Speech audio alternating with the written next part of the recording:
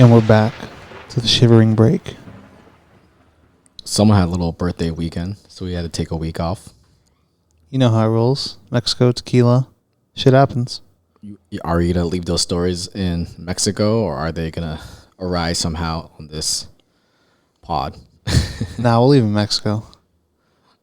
Next time, we'll bring the podcast to Mexico. Let you guys see what's up.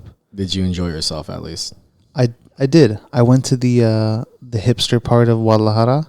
Yeah. I hung out there on Sunday, had brunch. Felt like I was in Silver Lake. Yeah. Area was called, I think, Chapultepec. It was dope. Saw a lot of interesting haircuts and artisanal finds. But you know how we start the show. What are you rocking? Please do the honors. I'm just wearing a Supreme Loro Piana collab suit. And I'm wearing a LA Apparel polo. Rumpled polo. It's like I just got out of the clubhouse look. And actually, I was too lazy to wear socks, so it's no socks and just the 990 V5s. These are really just a regular, allegedly sporty suiting attire. It's like a streetwear meets, what's it called, Wes Anderson. Yeah, definitely. And wearing sunglasses today. I mean, it was a long night last night. Wearing Tom Brown sunglasses. By far one of my favorite glasses ever created. I like the shape. It's a nice one. Suits my favorite, like 1960s. You know what I mean? It looks good with my bald ass head. So, what are you wearing, Chief? I got on the Doc Marten loafers, the black ones. Tasseled loafer. One of my favorites. Very comfy shoe. And then I have on the, what is it, like a cream carpenter's pant, painter's pant vibe from Gap. Yeah, Gap is cool. They got some good essentials. White socks to go with that vibe. White t-shirt, $6 from Target. My favorite. It's like the third week in a row. It's like, dude, every time I go to Target, I buy a white one and a black one and a gray one. if you do 5 weeks in a row, I'm gonna get you a prize. Dude, these are the t-shirts I wear every day. Like, I have so many, and then I have a green cardigan on, Nike SB. And Are you ready for Augusta, the Masters? I feel like it. I am ready for it, though. I think we all are. It's that time of year where all the casual golf fans tune in to the greatest exclusive party there is, right? The Masters. For the third year in a row, they shut me down. I don't know about you. Oh, yeah, I've been shut down as well. I want some transfusions. Those are the drinks they sell at the Masters. It's like a purple grape juice with vodka and A shit ton of shit ice. face. Yeah. No, I was saying, I know you could get, I don't know, aftermarket tickets to the Masters, but I want to feel like I want to be invited. I don't know. I want that special email saying you won the golden ticket to the Willy Wonka factory of golf. I want to feel like I earned it in some weird, like, masochistic way. We're all just masochistic somehow. We're all just prostitutes selling different parts. Okay, well, we don't have to take it there. Yeah, it's Freddie Mercury, not me. What? But something very important happened. Something very revealing happened. Like the zeitgeist of all zeitgeists. There was a fashion show in Los Angeles during Oscar weekend on your sabbatical. I don't know if you heard about this. I did after the fact at the Pacific Arts Center. Pacific Design Center. Pacific Design Center. I got fucked up there. Still messed up from Mexico. From last night. But yeah, I don't know if you heard by now, but everyone's been talking about the immaculate and illustrious Versace show that was hosted on Oscar weekend. And what a ballsy move. Donatella did her fucking thing. She pushed it up to Thursday because that Friday I think the weather was very inclement and had to push it up. So it was like a last minute decision almost to do it like at the rooftop of the Pacific Design Center. And it's a gorgeous backdrop. You just see the Hollywood Hills in the back at magic hour at dusk. And it was really beautiful. Besides the actual show being very, very well done and very tight at such short notice, the clothes and offerings are very much not Versace. right? Like, what did you notice from the show? I thought they were.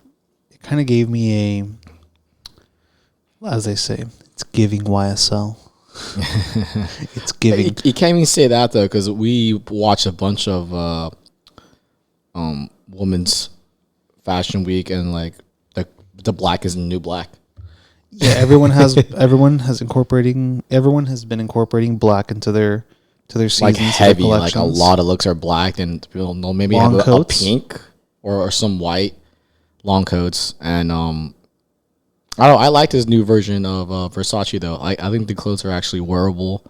It's not so heavily printed as what they're known for, and not not doing that whole gaudy chic thing. I think that's over. And overall, I think the whole temperature of fashion right now is like taking a step back and being very minimal. I don't think it ever was chic.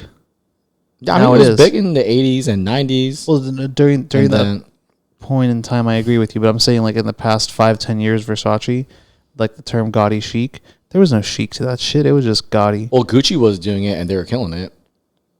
Who was buying Gucci? A lot of people were buying Gucci. At one point, it was like Balenciaga and Gucci were 1 and 2 or whatever, like competing for the top spot, hitting crazy numbers. Yeah, they had good sales. No, but I definitely like the vision of Versace. I think Donatella did a really good job. It's very strong looks, very feminine, strong looks, with the shoulders, with the cinched in waist, and just the black, man. I don't know. I haven't seen so much black in a very long time. Like Alexander McQueen. Who else is doing black? Of course, Givenchy always does black. Lanvon's doing black. Givenchy. Yeah, we mentioned that. But YSL always. Dior went a little darker for the women's as well. Went a lot of black and a lot of faux crocodile print. They could be real. Maybe it's faux, the one in California, because they're not allowed to sell live animal, like game animal skin anymore. But I think that's super whack. Sell the real shit. I guess in Florida you can still get it, and obviously in Europe you can still get it. But overall, I did like the Versace collection. Yeah, I think it's what they needed. The previous stuff, the past 5-10 years, shit's whack. If you've been wearing Versace for the past 5 or 10 years, you're whack. If you're wearing Versace moving forward, I fuck with you. It was just a bit much, like for the past 4 It was years. over the top. And the new vision now, I think, is great. Like, you can't go wrong with black, with leather, with alligator, and like denim. You know what I mean? And like structured suits for women and men, and it looks great. Everyone wants to be a Bond villain. And I'm here for it. I mean, Please. I think we're watching the Lanvin show. They even had like the old like racing Carrera glasses with acetate. Lanvin like show was amazing. It was actually good. I was actually very much surprised how good they were and on point. Honestly, though, we were talking about how like there's 2 shows. You can watch 2 shows from this season. You already got the ethos for the whole like what every single brand is doing right now. It's a bit homogenous. Versace, Lanvin, Saint Laurent, and that's the whole vibe for the season, right? Yeah, essentially. I mean, Dior too. Yeah, the only one that are like loud right now is like Louis Vuitton, Loewe, and what Off-White. But well, and besides them having an amazing, collection, their front row was fucking star-studded because of the weekend. It was the Oscar weekend. Yeah, so like Versace, that added that much more to the show, wouldn't you say? I mean, they pay people to be in the front row to garner a lot of attention and media attention. Well, yeah, I'm not disputing that they pay people. I'm just saying the fact that everyone happened to be in the same place on the same weekend. Well, yeah, Oscar weekend. Yeah, exactly. Honestly, I say it was a ballsy move by Donatella because she planned it next to the Oscar weekend, and the Oscar weekend's a big night for the industry here in Los Angeles, and to be the talk of the town. It's kudos to her. I mean, what a way to like just put a stamp on it for the whole weekend and for the whole season. And back in the 90s, Versace used to own the red carpet. Yeah, everybody was wearing Gianni. I think that's the new playbook and model. But yeah, man, as I was saying, they had all the celebs there due to the Oscars. So they had, they were able to cherry pick who they wanted in their front row, and that may be the play. Yeah, the supporting actor that's having a moment right now from Everything, Everywhere, All at Once, the Vietnamese actor. So shout that guy out. Dude, that was super cool seeing him win. Asian American to win that award. So here, dilly dilly. Big ups.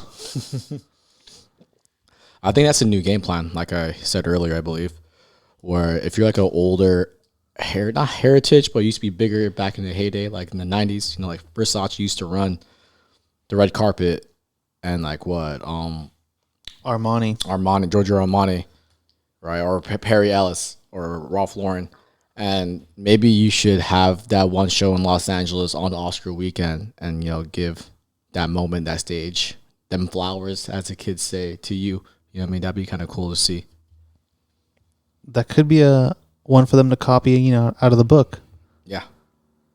100%. So, did you see who's recently been hitting the front rows of Paris Fashion Week?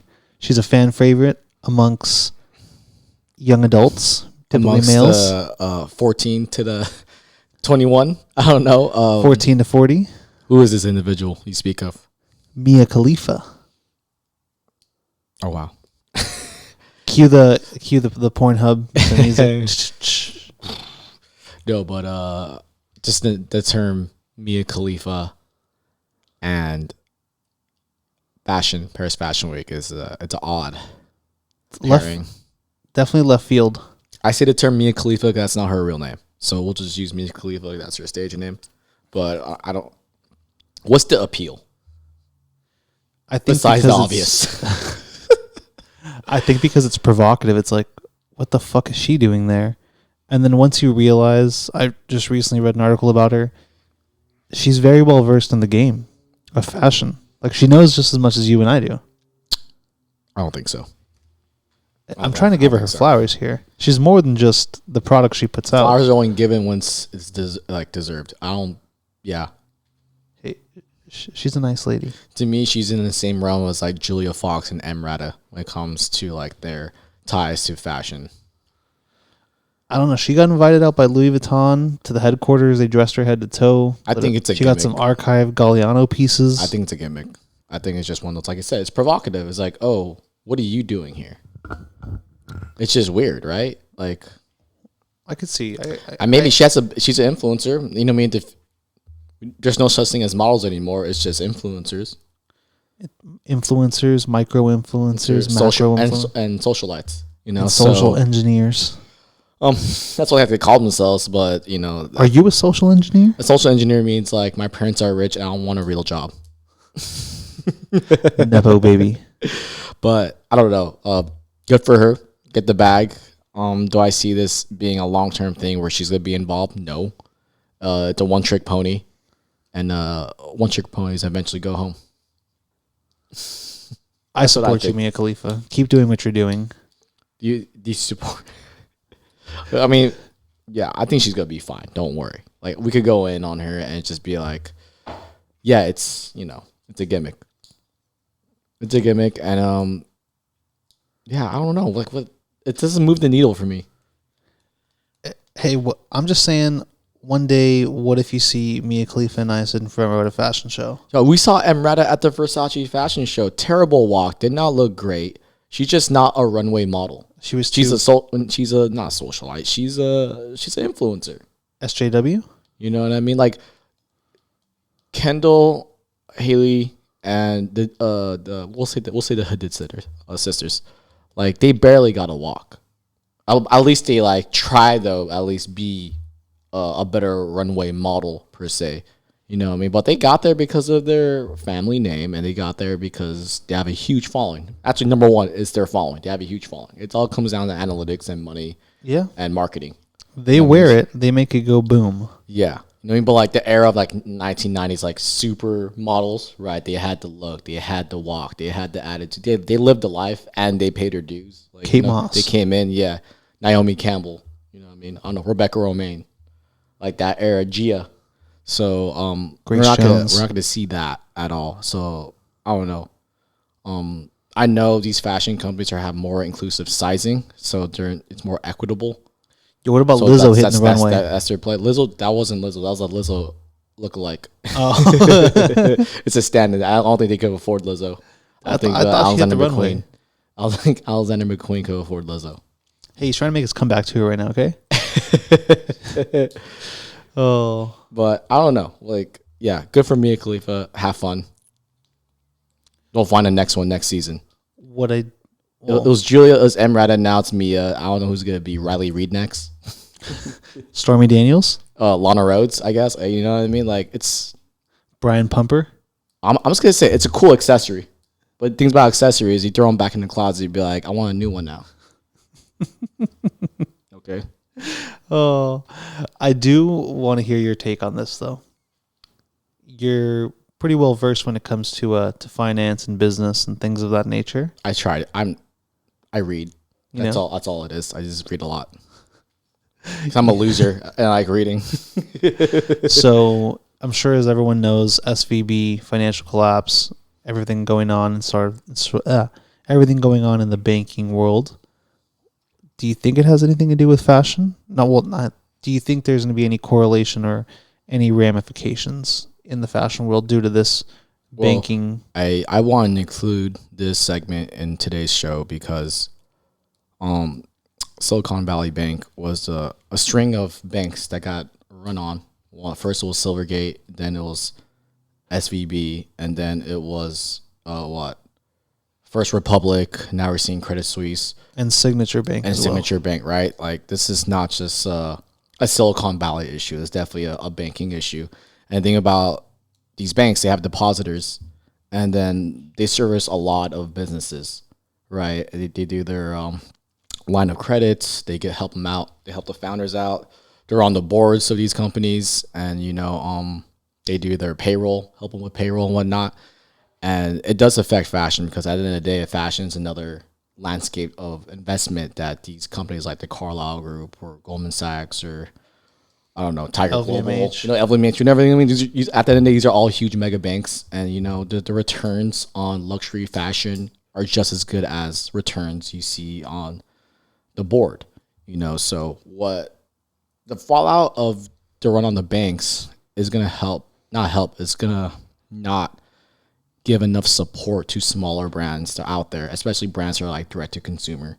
Because it's really hard enough to run a business, and then now it limits the access to credit, it limits access to payroll and difficulty, and it's going to shut down a lot of businesses that that should survive. I know fashion is like a much of an auxiliary item, especially in these trying times, but it also takes away jobs for people, which is very unfortunate. And then we're not going to see a new innovative company for a while because of this, right? I see what you're saying, because it's messing with the foundation of all these businesses, and it's disrupting how they're going to be operating, whether it's payroll, whether it's cash management, whether it's acquiring customers, acquiring talent, or a direct to consumer business where they're having to take transactions in. And here in the U.S., we have the ACH, the automatic clearinghouse. I wish it was like in other countries where the transfers were immediate and the funds were available immediately, but it's not like that here.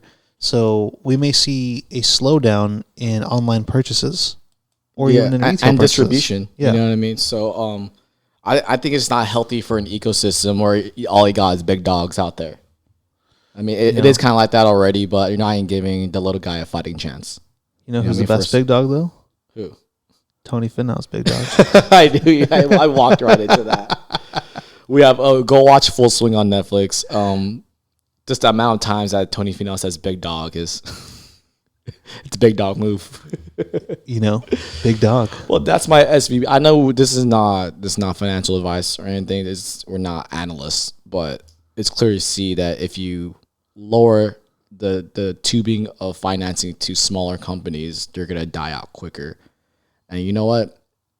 Fuck fashion for a second. Think about in Silicon Valley or banking, or they're working on very important companies that the government works with, companies that like NASA and any of these engineering projects that we all rely on for innovation and stuff. And if we don't fund them somehow, You know what I mean? Because the banks were being fucking dick faces and decided to put a lot of money in speculative fucking assets and, you know, didn't keep up with the rates and they didn't mark to market. And then who gets to pay is the taxpayers. It's a small company trying to fucking scrap. So that's my podium for today. Reese for California state governor. No, being a politician is stupid unless, you know, you just love finessing people. The ultimate finesse. You know what politics is? It's one line from Ronald Reagan. Don't let the lie get in the way of a good story. That's all politics is. Left wing, right wing, they're on the fucking same bird, right? Don't let the lie get in the way of a good story. Speaking of a good story, APC Paris golf collection. Yeah, this is a personal one for us, huh? This is a great story for us. I mean, you're the one that sent it to me. I didn't even know what was going on. It's huge in China, Korea, and Japan. Yeah, they love APC out there. The clean aesthetics. What's the name of the designer? Jean Tutu. I feel like people are just going to be dripped now in Jean Tutu on the course, though. It's funny you say that. I think LVMH, their venture capital arm of their company, just bought a majority stake into APC, and number one mode that they're gonna like inject into the company is scale. Would you say that APC is like the American Apparel of France? Well, Kanye said that it's the Gap of Paris, but I like fuck with that. upscale. Like if Gap were to like operate in fine materials and good design, it'd be APC. So I know we don't have many listeners that will go fly to different countries just to buy things. I would like to have more listeners like that. Hopefully you get to become ones like that. And the reason I say this is because APC has a surplus store in Paris. Oh wow, I didn't know this. Really? 50-60% off APC items. Oh wow.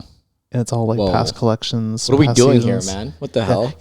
Shut down the pod right now. Let's go to LAX. I was like, they got camo gear or what? Dude, they have so many things they have there. The Babe camo. They have shoes. They have coats. They have everything.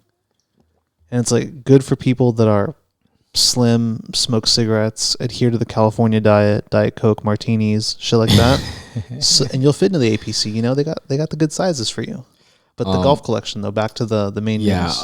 What are you excited to see? I mean, they're a little late for the golf collection because golf was hot like a year ago. I mean, I love golf stuff in general because we just love golf year round. But if they're going to ride the trend of when everyone was golfing, they should have done it a year ago. But I still personally am happy that they have like more of an athletic line going out. I think that's the trend right now, right? Some athleisure. Some athleisure, but like tennis or golf. Because they're keeping it chic.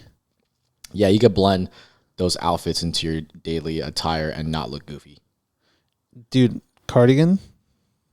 There you go. You're doing it right now. You're doing it right now as we speak. So you have that one cricket sweater, the tennis sweater? Yeah, I did a couple episodes ago. But I don't know. APC and golf, I think it's a match made in heaven. No pun intended. And I think they're doing a great job. I don't know if they're gonna sell, but they have a buyer right here talking. So they got two buyers. We got two buyers. If I see some cool chinos from them, some nice polos and sweaters, cardigan, vest, V-neck sweater, whatever it may be, I'm sold. The fit just has to be right though. I mean, it feels. Who else is doing like some like country club attire? What, Uniqlo? I think J-Dub is doing JW that, Anderson. Right? They have that collab. How's he have the bandwidth? Honestly, he's killing it with. He has the J-Dub, he has the Uniqlo, and he got his Loewe. I don't know. That guy is fucking. They're working. Hey, he's working for his money. He's taking that Tom Ford approach, if you ask me. Just trying to do everything. So? Well, when Tom Ford he's still designing, but his thing he likes to be scheduled out 52 weeks in advance, which is a year, and he wants to know exactly what he's doing at all times because he says my time has to be accounted for. 52 weeks. Wow. And I would hate to live like this, but I'm sure you get a lot of things done. He says, I don't have the luxury of just like hanging out with one of my friends on a random night. I can have dinner and drinks with you from 9 to 12:30. Yeah. And after that, I go home. Like, just hanging out and not doing anything. He's like, that's not on my schedule. It's like, that's what I aspire to do once I retire. But, those are his words, not mine. It's funny you say this because it's like a common theme. I mean, we saw Virgil working. He was with Louis Vuitton and with Off-White, but he had a lot of mini collabs with smaller brands. And he was DJing and partying and traveling, like just nonstop travel, right? Like that's crazy. Or when you have what? Who else had a crazy schedule? That was nuts. Marc Jacobs for a while when he was doing Louis Vuitton and he had his namesake brand. Yeah, and that brand was really popular. Yeah, Kim Jones, he's doing the Fendi. Yeah. He's doing Dior. You know, what I mean, and he's still working with a lot of collabs. Remember they like seducing other smaller Travis Scott, Raf Simons, and Miu Prada. You know, Miu Miu is Prada as well. Prada as well. Yeah. So it's like two collections kind of going on at Lena once. Rosa, like it's. I think Virgil Abloh said it best. Like why a lot of them work different type of gigs at the same time because their ideas and creativeness kind of flows into one another. You know, it's just like they constantly work because like it kind of bleeds into the next project per se. I think who also said this is the writer-director, the one that There Will Be Blood and Boogie Nights. Who's the director of that? Paul Thomas Anderson, one of my favorite directors, like top 5 for me. He says like once he's done with the movie, he starts to know it immediately, like at least the script, because it's like the ideas and the flow and the juices kind of just flow over along to the next one, and then like he'll just stop, and after that, like we'll clean it up from there. So I think that's part of that. But there goes that tangent. We're talking about his collection with Uniqlo and how that country club attire is kind of like taking over the world right now. And it goes on to how much bandwidth the motherfuckers have. But I really enjoy his collection, though. I mean, it's super cool. You're the one that looked into this. I like it. I want to get myself some pieces. They have a cardigan, not like this, but a cardigan that is like the cable knit. It's like a cream with the piping, white, blue, red.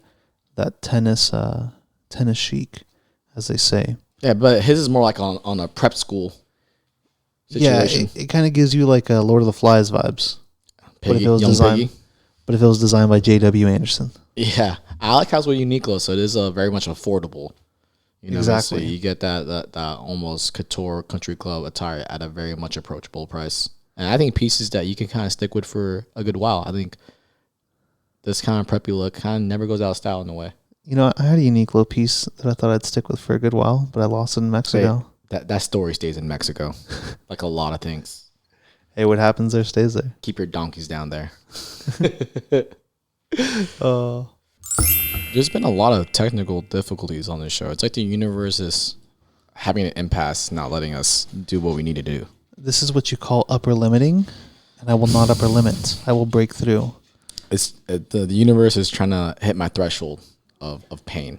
But you know what? The universe is wrong. I have a high threshold. This is when the real and feel align. And welcome back to the Art LeBeau connection. You know how we talked about last time, like the jail pen pals? Yeah. We should have like people send in like, letters or voice memos or whatever pleasantries they may. And we can share them online. Yeah. In the hopes that their friends in jail can hear them. Mm-hmm. This one's for you, Joker or Big Sleepy. We're holding it down over here outside. Little Aiden with the silver tooth. Just got into his first fist fight at school. I don't know. What do they want to hear? You're crazy. You're crazy, big dog. But I think we left off on country club attire. I think J.W. Anderson. I mean, going on athletic, athleisure country club attire. Tennis, which is basically the cousin of golf. Why don't you tee this up one? I'll tee this one up. You know who John McEnroe is, right? The screamer of tennis. He was big in the 70s and 80s. Man, that man, he had something to say. Great insults. Yeah. 100%. You got to be kidding me. Are you blind? That's a bullshit call. Him break his racket. He actually wasn't breaking his racket. He was fixing it. He was trying to understand the threshold of his equipment. So I know the limitations of this one. But the Mac attack is back. That is the shoe, the signature shoe of John McEnroe. Yeah. It looks very similar, almost identical to the New Balance 550 that's had a moment for the past 2.5 years. I think they're kind of dying out now. It's sad to say. I have 4 of them. Wah. But they look fucking dope, though, the new McEnroes. I've seen PJ Tucker wearing them. I've seen a couple athletes rocking them. And I think they're starting to make their way into circulation. So this is supposed to be the New Balance 550 competitor. And it predates the New Balance 550. It was released before the New Balance 550, and I believe the 550 came out about 5 or 8 years after the Mac Attack was released, John McEnroe's shoe. It's going to be official when Zhao with 4 J's does a collab with it. Nah? No, pardon me there. You're right. If Jound does a fucking collab with them, yeah. It's certified. He has some very tasteful collabs. I like his mood board page. And we might see these on every fucking basic dude and bitch. Justin Saunders, Ben Trail Crew, still killing it. But I heard a really interesting take where Jound is the American version of a Hiroshi Fujiwara. Hiroshi Fujiwara, like he kind of takes... right? What? Yeah, Fragment. For all y'all folks, he's a CD of Fragment, Japanese designer. Homie wishes. Well, hear me out. Like they take basic staple items, right? And then they just elevate the material and kind of keep it adjacent as far as their colorway, so they don't do too much, and then they add their little like signature. For Fragment, it's a double lightning bolt with a circle, and Zhao is the Zhao logo, right? So, I mean, so you're saying they zhuzh it up? They zhuzh it up. They get put their that stamp, gabagool on there, but in a way, they have like this avant-garde take on the shoes. Like you don't fuck up a good thing. I don't know. That's debatable. I'm not going to trash on Jound because I like their shit, but I will say it's very bold to say you're Hiroshi Fujiwara. Jeff Staples said this. Actually, we have his magazine right here, the green one. Go get his magazine. Shout out to Jeff Staples. But he said, like, yeah, Jound is the American version of Hiroshi Fujiwara Fragments. You know what? He could have just copied the same idea. Like, I could see it, and, like, that shit sells over here. Yeah, I think I don't know. I guess the kids nowadays that's their version. Like we grew up with Hiroshi Fujiwara's and it's just like base. Maybe because he's Japanese and usually the shoes come from Japan and whatnot, or like that's already makes it elevated. But I think he maybe Zhao's repurposing that. I think he did start the whole like almost that tonal neutral, almost full like faux retro shoe palette. That and then all the browns and creams and earth tones, he was really pushing that movement. No, it's kind of weird. His aesthetic is very much, it looks like the manufacturing, the OEM actually made that shoe, and then it's just like, it's one Pantone lower. It's like, that's a John collab. Right? It's like... Is it high art, avant-garde, or is it the biggest finesse? A bit of both. So... A bit of both. But for I'm buying. For a Mac Attack, you think they're going to have a myriad of colorways like what they did to the 550? I think they'll probably start with like maybe 4 or 5 colorways. Yeah. I don't know if they're going to throw them all out at once or piecemeal them one by one. But once they start making too many colorways, that's when you know it's trash. Do you believe Nike missed the boat? Either they missed it or they rightfully played it nice and patient and now are attacking and saying, you know what, I saw what you guys did there. I appreciate it. But let's show you who the original is. Because I think Nike, we talked about this, or like, the Terminators, they're trying to reintroduce that. And it's actually a basketball shoe. So I guess it's actually like 1-to-1 to the 550. But the 550 and the Mac Attack look way more... Exactly the same. The toe box is the same. Yeah. The height, everything. Well, yeah. So, I mean, you said Nike, it predated the NB 550? By 5 to 8 years. You think they pulled references off that? I think New Balance pulled references off the Mac Attack, yeah. Yeah. 100%. That's crazy. I will say though that the Mac Attack is a little bit of a slimmer shoe overall, but until I have them on my feet, I will let you know which ones are more comfortable. If it is a slimmer shoe, the fabric on your pants, trousers, jeans are gonna have a way better stacking. Mm-hmm. It's gonna be more fluid. You know what I mean? It's gonna be not as chunky. Speaking of a chunky shoe that originally was slim but now is chunky, your favorite. I know you love this brand with all your heart and soul. Thank you. Clarks Ronnie Fieg Sambas. Tell me how you feel about it, because I know how I feel about it. We go on another week talking about Ronnie Fieg and Kith and another collab. This guy's gonna be like the Neff, like not the Neff. What the Neff? Remember that brand Neff? Oh man, they were dope. Not really. But he's gonna be like the new Jeff Staple. It's like be collabing with everyone, you know. But another Clarks, another Kith.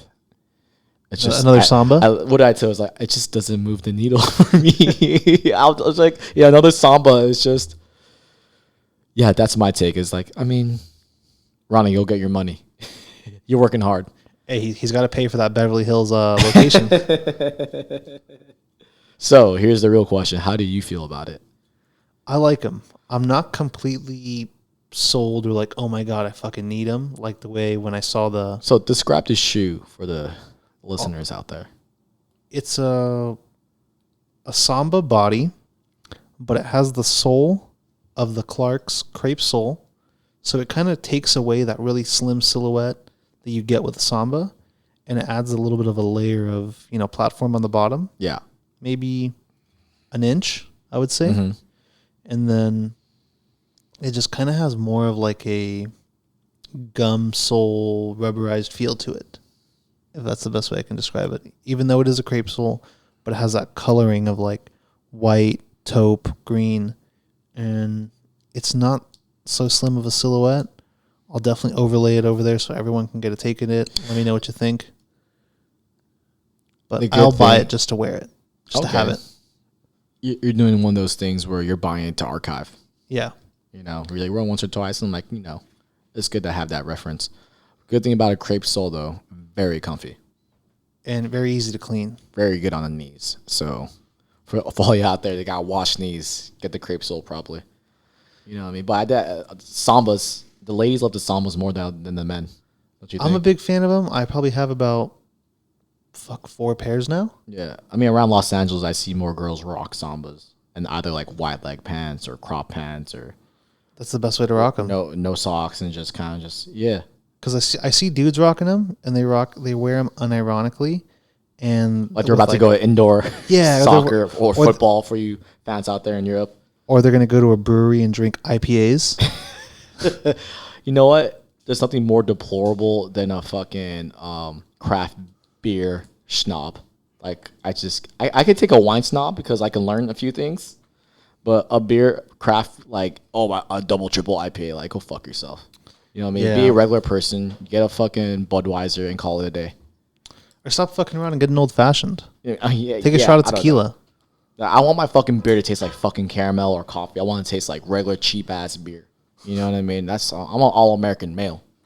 Red blooded male. You know what I mean? It's like I support this country. Go drink Budweiser. Go drink Miller. Fuck it. You know what I mean? Like I don't got time to spend $15 on a fucking pint. You know what I mean? I'm a volume guy. I can't even really answer this conversation because I don't drink beer, but you know, well, we're on that hot girl summer all year round. But I will. But you think Sambas? What's the shelf life on that? I think they're going to be coming to an end sooner than later. I've been seeing the Onitsuka Tigres, the Kill Bill specifically, have been hitting rotation a lot lately. They've been out there in the streets. I think Clot, C-L-O-T, did a collab with Cortez and did like a Kill Bill colorway on them. That's the one where like the outside of the Cortez is covered. Okay. Yeah, but you could detach them and like remove the like the I don't know, the bushing or sole of it, and then yeah. But you think Asics? You think the Onitsuka Tigers are gonna have their moment in the sun? You'll see them. I'm already seeing them out there. The Kill Bill ones specifically, the ones that can't get their hands on those are getting the the white, blue, and red ones. Yeah, the classic. The classic ones. Yeah. And yeah, I think those are going to be the next ones because it's very similar to the Samba slim Very silhouette. slim. Yeah. But just another option. Low profile soles. But yeah, I think those are going to be the next ones. And when will Ronnie Fieg stop with their collaborations like this with Clarks? When everything's paid off. But it's not just him too. Like Teddy DeSantis has a lot of collaborations with Clarks now. He has a couple with him, and Teddy's always doing, collabs with everybody. Yeah. Teddy, for those that don't know, a Leon Dor. Yeah. But speaking of collabs, Pop Trading Company, it's a new Dutch skateboarding company out of, what is that, Netherlands? Where did the Dutch come from? Netherlands, you're right, correct. I would say they're similar to Supreme as far as their aesthetics. Yeah. Their website, very similar to Supreme, all white with just like the pictures of the items of the clothing. That's a lot of like websites, so like Stray Raz and John Elliott and but I feel like Supreme is the main one of who kind of started that. Like, I don't know. That's just my... Funny enough, when I had my clothing brand, it was a white backdrop and just like sans serif. That was like the go-to, so you don't know what to do. It's a white backdrop because the items should be the star, not the fucking website. But they have some really cool stuff. They have some good cut and sew pieces. Yeah. Hoodies, sweats, all the typical skate stuff, and a couple elevated items. Yeah. Sweaters, cardigans, things like that. Okay. You're a big fan, huh? I don't know very much, so I'm like listening to you right now. They're new. It's a newer brand to me. I recently found out about them, but I definitely want to cop some pieces from them. Yeah. And what I want to cop the most is they have a Burberry collab right now. Mm-hmm. Daniel Lee going into his bag of tricks, collabing with a skate company, and they have a couple skateboard decks with the Burberry plaid, or for those that you really know, it's called Novacek. Fucking read a book, Philistines. I didn't know that. I'm the Philistine today. Yeah. Burberry's plaid is called Novacek. Okay. They have some Novacek skateboards, and they have a couple, I think, pieces that they made for the collab. I haven't seen the clothing yet, but Daniel Lee, new creative director of Burberry, doing a great job. Phenomenal. Doing his thing. I like what he's doing. I think we had this conversation, but it wasn't on air. How do you feel about higher end brands going to the goodie bag of skating? I like it, but it has to be done tastefully. It has to be done the right way. Like, didn't Bottega did something with a skater too, like a couple seasons ago? Bottega did, and then who else did? No, it wasn't Xenia. Well, Dior makes those crazy, like, they made a BMX bike. I'm sure like the they BMX made bike. I don't know if they made a skateboard, but it's, I could see them doing it. I think it was J.W. Anderson. They have that one shirt that has a skateboard broken in half. Maybe, yeah, maybe, like yeah. That too. You know what I mean? But I like it. Just to answer your question, I like when they reference skateboarding. It's a fucking dope culture. It's not a culture vulture situation. I think if they do it properly, they're not appropriating it. If they go to the person and say, "Hey, we want to, get your point of view on this. Can you help us out with this project?" Blah blah blah, and let them have full creative control. Then you're doing it justice. But if you're just ripping it off blatantly, then I don't think you're doing it justice. I wish they had more people that actually skated modeled actual clothes, because that's like a complete respectful homage. Like they should get Eric Costin or P-Rod on there. They got to hit Evan Mock, bro. Evan Mock's more of a fucking model actor than a skater. He's a skater though. I know he's a skater. I don't know. Homie shreds. Like, he's too much of a heartthrob, I think. Hey, what color is his head going to be next week? Allegedly Frank Ocean smashed. I don't know what source. Tom Sachs is the one that. Tom Sachs, hostile work environments. Oh yeah, you're a big Tom Sachs guy. This is your platform. I followed him more on the art realm than Nike collab and whatnot. But I heard it was a culty environment. Do you want to be the best, or do you want to be the best? I don't know, because when I went to art school for a very, very, very, very, very short minute, like, you are supposed to rip people to shreds in front of your peers. That's literally like, they would attack you, be like, I don't think you were accurate in your assessment, meaning that's a nice way to say you didn't critique hard enough. And I don't know, maybe he's gone too far with his critiques, or maybe he was too controlling with the thoughts of his I don't know, interns or coworkers and whatnot. But I don't know. Like, obviously, we don't know what happened behind closed doors in the Tom Sachs studio in New York City. If it did happen, that's kind of shitty. But it's a different type of environment now. You know what I mean? It's up to the employer to make sure he gets the best out of his team. And if they feel like you're getting pushed too hard or not feeling their respect, then that's on the employer, right? All I gotta say is, there was a music group. There was, from back in the day. TLC? No. The Jackson 5. Okay. I think you know where I'm going with this. I don't, but I'm so prepared. There was a father by the name of Joe Jackson. Okay. I'm on board. I'm on board. He had more than 5 children, but there was 5 of them. They sang, had a great group, made beautiful music. Yeah. And he administered some discipline on his children. Oh, you call that? Okay, I mean, that's a very extreme form of discipline, but continue. I'm sorry to cut you off. He wanted to see his children succeed. He wanted the best for his children. And some might say it was a little bit overboard, but if you ask me, Michael Jackson did some great numbers and made some great music. Didn't have much of a childhood, but he made some beautiful music. He lived for us. He paid his sins for us to be happy. This is the age-old argument of the art versus the artist. I appreciate the art. Now what the artist does in their free time. It's not real. All the allegations against Michael Jackson, I wholeheartedly believe. Like, the FBI did a 17-year investigation to his life. You think he could skirt the FBI for that long? That's my rant for now. But you bring up a good point. I think that's what Tom Sachs was doing to his employees. Okay. You seen the movie Whiplash? Yeah. So the main premise of that movie, this is a spoiler alert, but you should have seen it by now, is how far do you push the talent? If you push them too hard, it might break them, but it could be the moment where they find enlightenment and make the best art that they can. Or do you just let potential waste itself because you're too scared of breaking the individual or the artist? And that's a hard discussion to have, is like, how hard do you push? And you know what? There's a lot of data that shows that if you push someone really hard, I mean, they're not going to like it, but that's how you get the Tiger Woods. That's how you get the Serena Williams. That's how you get the Andre Agassi's. That's how you got the Floyd Mayweathers. Maybe because I'm Asian and like Asian parenting is pretty fucking extreme. But I mean, to a fault, like there's a lot of kids that don't make it too.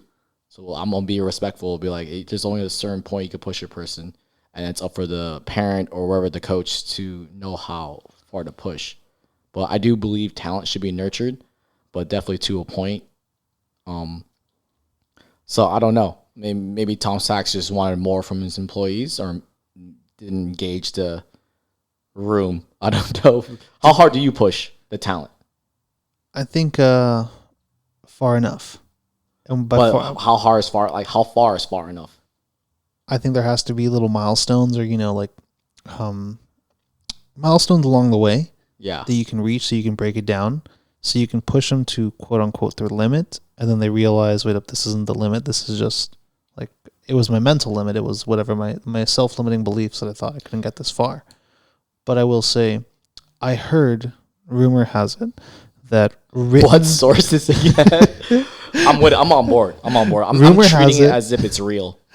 That written on the what is it? The Tom Sachs entryway was, "How good is your bad?" And that's all he was trying to teach these guys or girls or they them. I've read the biography of Steve Jobs. He was a terrible person to his employees. Like, he's tyrannical. And he said, here in this shop, excellence is the bare minimum. You know what I mean? It's one of those things like and until this day we all love his products. Half our fucking shit here is Apple products, right? Because of that man Steve Jobs. Because of the excellence. Because of the excellence. You know what I mean? And look where Tom Sachs is now because of the excellence. I'm not saying that I'm not going to excuse his behavior. At the end of the day, I don't know what happened behind those doors, but getting to the peak of whatever occupation or endeavor you're in is, you're going to break a lot of hearts on the way. Yeah, it's going to be a tough road to the top, but I will say this though. create the environment that you would want to work in. And unless Tom Sachs is that fucking crazy and he wants to work in an environment where he's getting berated by his employer or his management or leadership, I don't think that's right. I don't think that's fair. I'm a firm believer in create the place that you would want to work at, that you'd want to show up to every single day and wouldn't mind. It's like Alexander the Great. He'd be like, I don't tell anything that I wouldn't do myself. I think if you lead from the front, like you lead by example, if he's putting 100 hours in and it's like, yo, I'm in here with you, and then you can make an argument and be like, hey man, this is a boiler room. It's hot in here. It's, it's a kitchen, and we're working the line, and we got shifts to cover and tickets to cover. Then I think they would have more camaraderie then. But like I said, we don't know what's going on behind that shop. And I think we'll end it on You could be this. a total douche. I'd be like sitting there on this high chair, be like, no, yes, and just ripping people to shreds. And he's just like, I don't even answer emails. You know what I mean? Like, you don't hand me things. My assistant does. You could be on that level. Then I could see how people could feel some type of way. Be like, hey, listen, I'm busting my ass. You're the one just deciding. There is like CEO type of artists, like a Damien Hirst or like a Jeff Koons, where like, they get people to sculpt their vision and they do like kind of like the marketing essentially. So I don't know how their model is. So I don't know. Yeah, I don't know. I don't know what goes on in the Tom Sachs factory. If you are going to be a CEO artist, you got to know how to manage people. Right? Yes. If you're going to take that approach, you got to be very careful how things are actually the culture. Managing people is very, very difficult. I mean, that's the hardest job, right? Yeah. It's an art in itself. But fuck people who work HR. So I think we'll end it on this. Fuck HR. Fuck HR, and how good is your bad? How good is your bad? It's never good enough. I'll tell you that much. All right, peace.